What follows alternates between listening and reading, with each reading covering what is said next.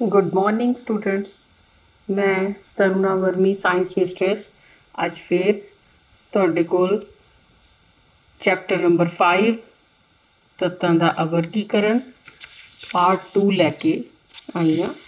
ਇਸ ਵੀਡੀਓ ਦੇ ਵਿੱਚ ਮੈਂ ਤੁਹਾਨੂੰ ਆਧੁਨਿਕ ਆਵਰਤੀ ਸਾਰਣੀ ਬਾਰੇ ਦੱਸਾਂਗੀ, ਕਿਉਂਕਿ ਪਹਿਲਾਂ ਆਪਾਂ ਪਿਛਲੀ ਵੀਡੀਓ ਦੇ ਵਿੱਚ ਪੜ੍ਹ ਚੁੱਕੇ ਹਾਂ ਕਿ ਕਿਵੇਂ ਆਵਰਤੀ ਸਾਰਣੀ ਬਣਾਉਣੀ ਸ਼ੁਰੂ ਹੋਈ।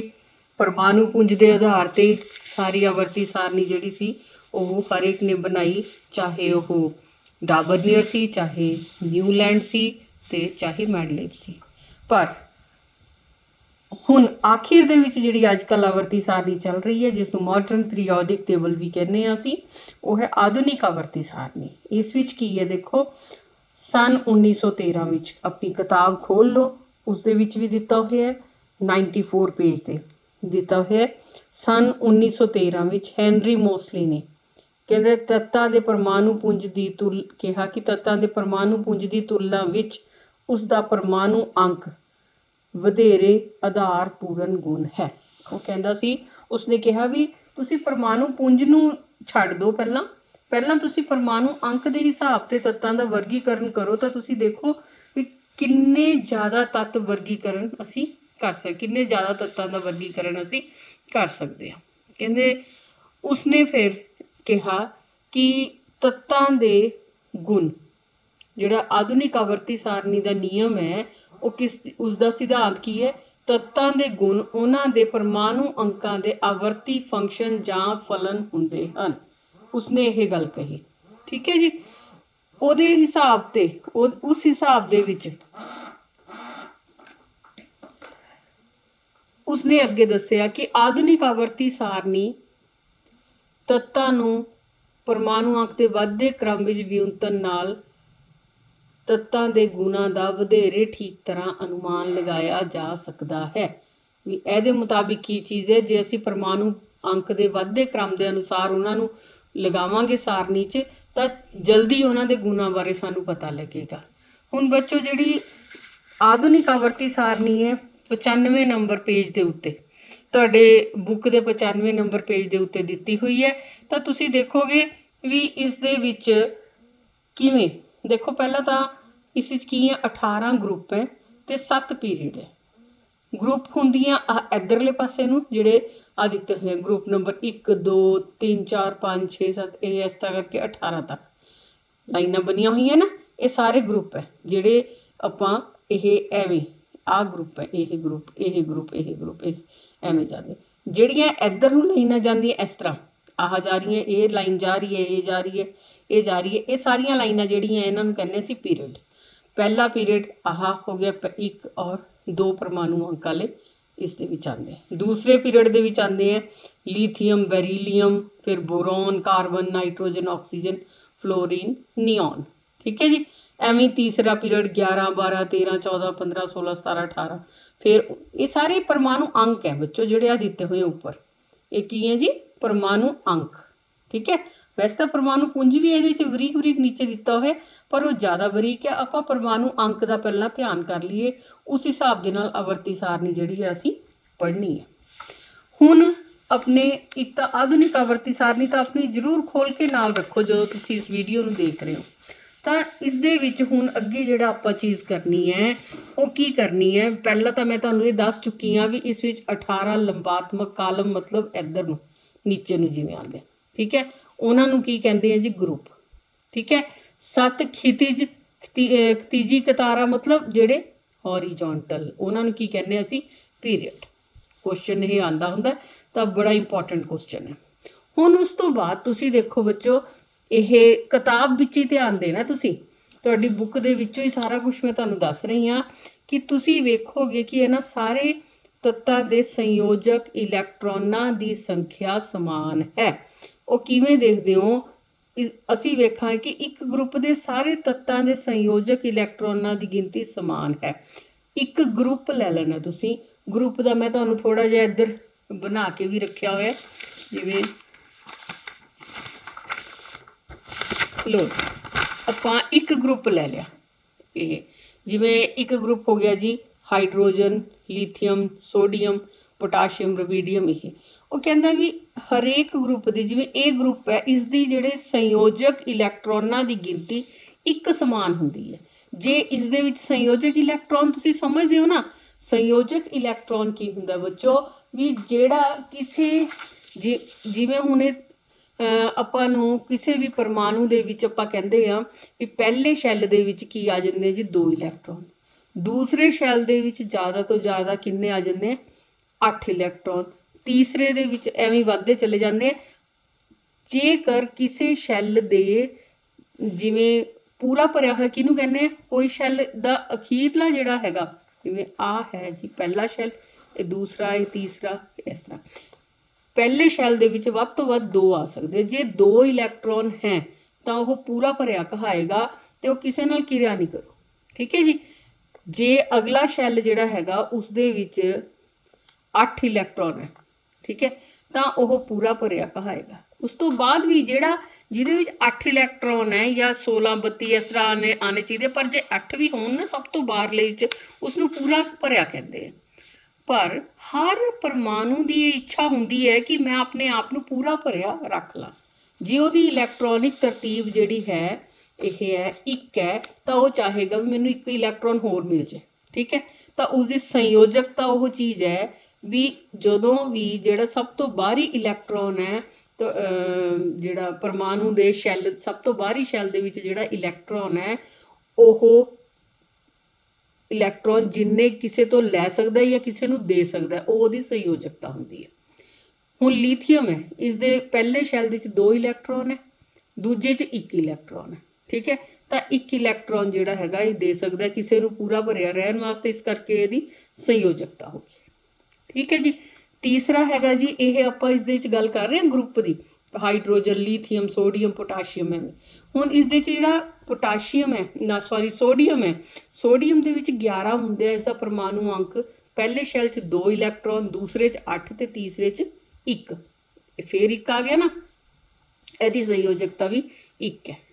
फिर आ गया पोटाशियम 19 परमाणु अंक है, इहदी भी जे असीं तरतीब लिखीए 2 8 8 1, इहदे भी सब तो बाहरी शैल च 1 इलैक्ट्रॉन, इहदी संयोजकता भी 1।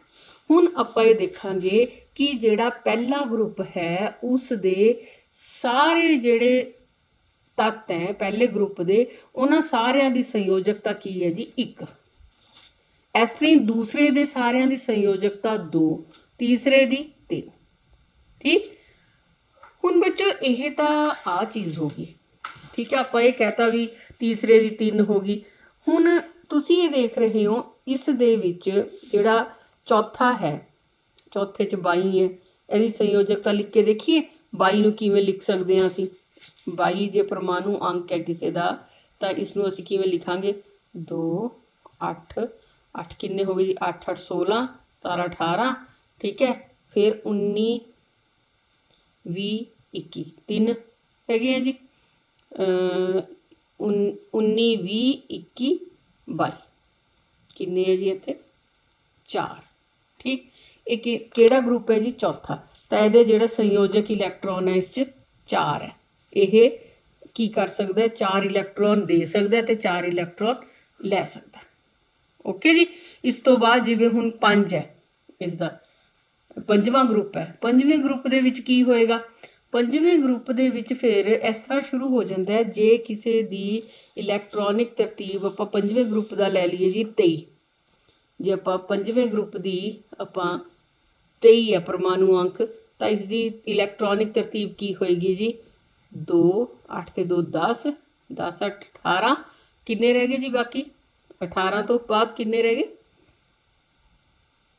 दसो दसो 5। तो इसका जिहड़ी संयोजकता 5 5 तो तुसीं बाहरले शैल च हो गए, उसनूं 5 नहीं संयोजकता कहोगे। हुण इसनूं किन्ने इलैक्ट्रॉनां दी लोड़ है बच्चों, हुण इसनूं इलैक्ट्रॉनां दी लोड़ है किन्ने 8 बनन दे लई जमा 3, जमा किन्ने हो जाणगे जी इस विच 3, ठीक है। तो ये पूरे 8, तो इसकी संयोजकता कितनी होगी 3, ठीक है। सब तो बाहरी शैल दे विच जिन्ने इलैक्ट्रॉन हैं उस दे मुताबिक संयोजकता बनती है। 4 इलैक्ट्रॉनां तक तो 4 संयोजकता, जो 5 हो जाती है तो फिर संयोजकता जिहड़ी है वो ਪੁੱਠੇ ਪਾਸੇ ਨੂੰ ਚੱਲਣੀ ਸ਼ੁਰੂ ਹੋ ਜਾਂਦੀ ਹੈ। ਤੇ ਇਹ ਸਾਰਾ ਜਿਹੜੀ ਹੈ ਤੁਸੀਂ ਧਿਆਨ ਨਾਲ ਦੇਖਣਾ ਇਸ ਨੂੰ ਕਿ ਕਿਵੇਂ ਸੰਯੋਜਕਤਾ ਬਣਦੀ ਹੈ। ਥੋੜਾ ਮੈਂ ਤੁਹਾਨੂੰ ਦੱਸਦਾ, ਥੋੜਾ ਤੁਸੀਂ ਆਪ ਇਸ ਤੇ ਦਿਮਾਗ ਲਗਾਣਾ। ਉਸ ਤੋਂ ਅੱਗੇ ਬੱਚੋ ਆ ਜਾਓ। ਇਸ ਦੇ ਵਿੱਚ ਆਪਾਂ ਇੱਕ ਇਹ ਵੀ ਕੀਤਾ ਸੀ ਵੀ ਜਿਵੇਂ ਫਲੋਰੀਨ ਕਲੋਰੀਨ ਹੈ, ਤੁਹਾਡੀ ਕਿਤਾਬ ਦੇ ਵਿੱਚ ਦੇਖਿਆ ਤੁਸੀਂ ਪੜ੍ਹਿਓ, ਲਿਖਿਆ ਹੋਇਆ 17 ਗਰੁੱਪ 17 ਦੇ ਤੱਤ ਹੈ ਫਲੋਰੀਨ ਤੇ ਕਲੋਰੀਨ। ਹੁਣ ਮੈਂ ਇਹਦਾ ਇਹੀ ਹੈ, ਫਲੋਰੀਨ ਦਾ ਹੈਗਾ ਜੀ ਅੰਕ 9, 17ਵੇਂ ਗਰੁੱਪ ਦੇ ਹੈ ਇਹ, ਪਰ ਇਹਦਾ 9 ਹੈ 2 8 1, ਤਾਂ ਇਸ ਦੀ ਜਿਹੜੀ ਸੰਯੋਜਕਤਾ ਹੈ ਉਹ 1 ਹੋਏਗੀ। ਤੇ ਇਸੇ ਗਰੁੱਪ 'ਚ ਹੈ ਕਲੋਰੀਨ, ਹੈਲੋਜਨ ਗਰੁੱਪ ਕਹਿੰਦੇ ਹਾਂ ਅਸੀਂ ਇਹਨਾਂ ਨੂੰ। ਤਾਂ ਇਸ ਦੇ ਵਿੱਚ ਇਹਦੀ ਜਿਹੜੀ ਇਲੈਕਟ੍ਰੋਨਿਕ ਤਰਤੀਬ ਹੈ 2 8 7, ਤਾਂ ਇਸ ਨੂੰ 7 ਵਾਲੇ ਨੂੰ ਵੀ 8 ਬਣਨ ਵਾਸਤੇ ਕੀ ਚਾਹੀਦਾ, 1 ਇਲੈਕਟ੍ਰੋਨ। ਤਾਂ ਇਹਦੀ ਸੰਯੋਜਕਤਾ ਵੀ ਕੀ ਹੋਗੀ ਜੀ, 1। ਇਸ ਕਰਕੇ ਜਿਹੜਾ ਇਹ 17ਵਾਂ ਗਰੁੱਪ ਹੈ ਉਸਦੇ ਤੱਤਾਂ ਦੀ ਜਿਹੜੀ ਸੰਯੋਜਕਤਾ ਉਹ ਵੀ 1 ਹੈ। ਮਤਲਬ ਜਿਹੜੀ ਇੱਕ ਸ਼ੁਰੂ ਤੋਂ ਸੰਯੋਜਕਤਾ ਉਵੇਂ ਹੀ ਸਾਰਿਆਂ ਦੀ ਉਸ ਗਰੁੱਪ 'ਚ ਸਾਰੇ ਤੱਤਾਂ ਦੀ ਸੰਯੋਜਕਤਾ ਇੱਕੋ ਜਿਹੀ ਹੋਵੇਗੀ। ਓਕੇ ਜੀ। ਉਸ ਤੋਂ ਬਾਅਦ ਇਸਨੇ ਇੱਕ ਹੋਰ ਚੀਜ਼ ਦਿੱਤੀ ਹੋਈ ਹੈ, ਹਾਈਡਰੋਜਨ ਦੀ ਸਥਿਤੀ। ਕਹਿੰਦੇ ਵੀ ਹਾਈਡਰੋਜਨ ਦੀ ਜਿਹੜੀ ਸਥਿਤੀ ਹੈ ਉਹ ਅਨਿਸ਼ਚਿਤ ਰਹਿੰਦੀ ਸੀ ਪਹਿਲਾਂ ਵੀ ਇਹਨੂੰ ਕਿੱਥੇ ਰੱਖਿਆ ਜਾਵੇ, ਪਰ ਇਹਨੇ ਫਿਰ ਹਾਈਡਰੋਜਨ ਨੂੰ ਪਹਿਲੇ ਗਰੁੱਪ ਦੇ ਵਿੱਚ ਰੱਖ ਕੇ ਜਿਹੜਾ ਆਪਣਾ ਆਧੁਨਿਕ ਸਾਰਣੀ ਉਸ 'ਚ ਪਹਿਲੇ ਗਰੁੱਪ 'ਚ ਰੱਖ ਕੇ ਉਸਨੂੰ ਕੰਪਲੀਟ ਕਰਤਾ, ਦੱਸਤਾ ਵੀ ਇਹ ਇੱਥੇ ਹੀ ਫਸਟ ਨੰਬਰ 'ਤੇ ਹੀ ਆਏਗਾ। ਤੇ ਉਸ ਤੋਂ ਬਾਅਦ ਅਸੀਂ ਆ ਜਾਂਦੇ ਹਾਂ ਜੀ ਰਸਾਇਣਿਕ ਕਿਰਿਆਸ਼ੀਲਤਾ। ਉਹ ਕਿਵੇਂ ਪਤਾ ਲੱਗਦਾ ਸਾਨੂੰ ਕਿਸੇ ਦੀ ਤੱਤਾਂ ਦੀ ਸਥਿਤੀ ਤੋਂ ਉਹਨਾਂ ਦੀ ਰਸਾਇਣਿਕ ਕਿਰਿਆਸ਼ੀਲਤਾ ਦਾ ਕਿਵੇਂ ਪਤਾ ਲੱਗਦਾ? ਤਾਂ ਦੇਖੋ ਬੱਚੋ, ਇਹਦੇ 'ਚ ਬਹੁਤ ਕਲੀਅਰ ਦਿੱਤਾ ਹੋਇਆ ਤੁਹਾਡੀ ਕਿਤਾਬ 'ਚ, ਆਵਰਤੀ ਸਾਰਣੀ 'ਚ ਤੱਤਾਂ ਦੀ ਸਥਿਤੀ ਤੋਂ ਉਹਨਾਂ ਦੀ ਰਸਾਇਣਿਕ ਕਿਰਿਆਸ਼ੀਲਤਾ ਦਾ ਪਤਾ ਲੱਗ ਜਾਂਦਾ ਹੈ। ਕਹਿੰਦਾ ਕਿਸੇ ਤੱਤ ਦੁਆਰਾ ਬਣਾਏ ਜਾਣ ਵਾਲੇ ਬੰਧਨਾਂ ਦੀ ਕਿਸਮ ਉਹਨਾਂ ਦੀ ਸੰਖਿਆ ਸੰਯੋਜਕ ਇਲੈਕਟ੍ਰੋਨਾਂ ਤੇ ਨਿਰਭਰ ਕਰਦੀ ਹੈ। ਠੀਕ ਹੈ, ਉਹ ਕਿਵੇਂ ਵੀ ਜੇ ਉਹਨਾਂ ਦੀ ਸੰਯੋਜਕਤਾ ਕਿਵੇਂ ਹੈ, 1 ਇਲੈਕਟ੍ਰੋਨ ਦੇ ਸਕਦੇ ਹੈ, 2 ਦੇ ਸਕਦੇ ਹੈ, ਜਾਂ ਉਹ ਪੂਰੇ ਭਰੇ ਹੋਏ ਆ, ਉਸ ਮੁਤਾਬਿਕ ਉਹਨਾਂ ਦੀ ਕਿਰਿਆਸ਼ੀਲਤਾ ਹੁੰਦੀ ਹੈ। ਠੀਕ, ਸੰਯੋਜਕਤਾ ਇਹ ਦੁਆਰਾ ਫੇਰ ਆ ਗਿਆ ਜੀ। ਇਹ ਸੰਯੋਜਕਤਾ ਦੀ ਪਰਿਭਾਸ਼ਾ ਬੜੀ ਸੋਹਣੀ ਤੁਹਾਡੇ ਇਹਦੇ 'ਚ ਦਿੱਤੀ ਹੋਈ ਹੈ। ਤੁਸੀਂ ਜਾਣਦੇ ਹੋ ਕਿ ਕਿਸੇ ਤੱਤ ਦੀ ਸੰਯੋਜਕਤਾ ਉਸ ਦੇ ਪਰਮਾਣੂ ਦੇ ਸਭ ਤੋਂ ਬਾਹਰਲੇ ਸ਼ੈੱਲ ਵਿੱਚ ਮੌਜੂਦ ਸੰਯੋਜਕ ਇਲੈਕਟ੍ਰੋਨਾਂ ਦੀ ਸੰਖਿਆ ਉੱਤੇ ਨਿਰਭਰ ਕਰਦੀ ਹੈ। ਇਹ ਮੈਂ ਤੁਹਾਨੂੰ ਹੁਣੀ ਦੱਸ ਕੇ ਹਟੀ ਹਾਂ, ਇਸ ਕਰਕੇ ਇਹ ਦੁਬਾਰਾ ਰਿਵਾਈਜ਼ ਕਰਨ ਦਾ ਕੋਈ ਹੈ ਨਹੀਂ। ਹੁਣ ਅੱਗੇ ਜੀ ਬੱਚੋ, ਵੈਸੇ ਪਹਿਲਾਂ ਸੰਯੋਜਕਤਾ ਦਾ ਜੇ ਤੁਸੀਂ ਪੜ੍ਹ ਲਓ ਤਾਂ ਆਪਾਂ ਤੀਸਰੇ ਉਸ ਦੇ ਵਿੱਚ ਅਗਲਾ ਪਰਮਾਣੂ ਆਕਾਰ, ਧਾਤਵੀ ਤੇ ਅਧਾਤਵੀ ਗੁਣ ਇਹ ਸਾਰੇ ਕਰਾਂਗੇ। ਤੇ ਸੰਯੋਜਕਤਾ ਦਾ ਦੁਬਾਰਾ ਫੇਰ ਮੈਂ ਤੁਹਾਨੂੰ ਦੱਸ ਦਿੰਦੀ ਹਾਂ, ਕਲੀਅਰ ਕਰਦਾ ਵੀ ਸੰਯੋਜਕਤਾ ਹੈ ਕੀ ਚੀਜ਼ ਹੈ। ਦੇਖੋ ਬੱਚੋ, ਸੰਯੋਜਕਤਾ, ਹੁਣ ਪਹਿਲਾਂ ਜੀ ਜੇ ਕਿਸੇ ਦਾ ਇਹ ਪਰਮਾਣੂ ਅੰਕ ਕਿਸੇ ਦਾ 1 ਹੈ ਤਾਂ ਉਹਦੀ ਸੰਯੋਜਕਤਾ ਕਿੰਨੀ ਹੋਏਗੀ ਜੀ, 1, ਕਿਉਂਕਿ ਉਸਨੂੰ 1 + 1 2 ਪੂਰੇ ਭਰੇ ਹੋ ਗਏ। ਜੇ ਕਿਸ ਦੀ ਪਰਮਾਣੂ ਅੰਕ 2 ਹੈ ਤਾਂ ਉਸ ਦੀ ਸੰਯੋਜਕਤਾ ਕਿੰਨੀ ਹੋਏਗੀ, ਕੋਈ ਉਹ ਨਹੀਂ, ਕੋਈ ਸੰਯੋਜਕਤਾ ਨਹੀਂ ਉਸਦੀ ਹੋਏਗੀ, ਕਿਉਂਕਿ ਉਹ ਕਿਸੇ ਨਾਲ ਕਿਰਿਆ ਕਰ ਹੀ ਨਹੀਂ ਸਕਦਾ। ਇਸ ਉਹਦੇ ਵਿੱਚ ਮੈਂ ਇੱਕ ਉਹ ਵੀ ਬਣਾਇਆ ਹੋਈ ਹੈ ਪੂਰਾ, ਪਹਿਲੇ 20 ਤੱਤਾਂ ਦਾ ਨਾ ਮੈਂ ਬਣਾ ਕੇ ਰੱਖਿਆ ਹੋਇਆ। ਦੇਖੋ ਇੱਥੋਂ ਵੀ ਹਾਈਡਰੋਜਨ ਪਰਮਾਣੂ ਅੰਕ 1, ਇਲੈਕਟ੍ਰੋਨਿਕ ਤਰਤੀਬ ਦਿੱਤੀ ਹੋਈ ਹੈ ਨਾਲ ਸੰਯੋਜਕਤਾ। ਫਿਰ ਹੀਲੀਅਮ ਦੀ ਦਿੱਤੀ ਹੋਈ ਹੈ, ਉਹਦੀ ਸੰਯੋਜਕਤਾ ਕੋਈ ਵੀ ਨਹੀਂ ਕਿਉਂਕਿ ਉਹ ਪੂਰਾ ਭਰ ਗਿਆ। ਲੀਥੀਅਮ ਦਾ ਪਰਮਾਣੂ ਅੰਕ 3 ਹੈ, ਉਸਦੀ ਇਲੈਕਟ੍ਰੋਨਿਕ ਤਰਤੀਬ 2 1, ਮਤਲਬ ਪਹਿਲੇ ਸ਼ੈਲ 'ਚ 2, ਦੂਸਰੇ 'ਚ 1, ਤਾਂ ਉਹਦੀ ਸੰਯੋਜਕਤਾ ਹੋਗੀ 1, ਕਿਉਂਕਿ ਜੇ ਇਹ 1 ਨੂੰ ਛੱਡ ਦੂਗਾ ਤਾਂ ਉਸ ਕੋਲ ਪੂਰਾ ਭਰਿਆ ਹੋ ਜਾਊਗਾ, ਇਸ ਕਰਕੇ ਉਹਦੀ ਸੰਯੋਜਕਤਾ 1 ਇਹ ਛੱਡ ਸਕਦਾ ਹੈ। ਇਸੇ ਨਾਲ ਇਹ ਇਲੈਕਟ੍ਰੋ ਪੋਜ਼ਿਟਿਵ ਤੇ ਇਲੈਕਟ੍ਰੋ ਨੈਗੇਟਿਵ ਬਣਦੇ ਆ। ਬੱਚੋ, ਜਿਹੜਾ ਪਰਮਾਣੂ ਆਪਣੇ ਇਲੈਕਟ੍ਰੋਨ ਕਿਸੇ ਦੂਸਰੇ ਨੂੰ ਦੇ ਦਿੰਦਾ ਤਾਂ ਉਹ ਕੀ ਹੋ ਜਾਂਦਾ, ਇਲੈਕਟ੍ਰੋ ਪੋਜ਼ਿਟਿਵ।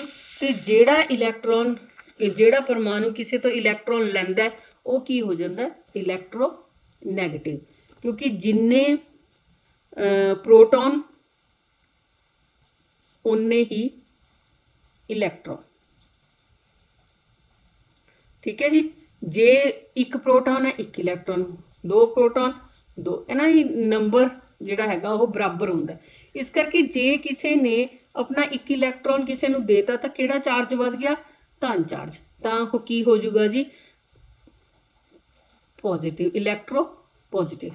ਜੇ ਇਸਨੇ ਕੀ ਕੀਤਾ, ਕਿਸੇ ਤੋਂ ਇਲੈਕਟ੍ਰੋਨ ਲੈ ਲਿਆ ਤਾਂ ਇਹ ਕੀ ਹੋ ਗਿਆ ਜੀ? ਇਸ ਦੇ ਉੱਤੇ ਕਿਹੜਾ ਚਾਰਜ ਵੱਧ ਗਿਆ? ਨੈਗੇਟਿਵ। ਤਾਂ ਇਹ ਕੀ ਹੋ ਜਾਊਗਾ ਜੀ? Electro negative.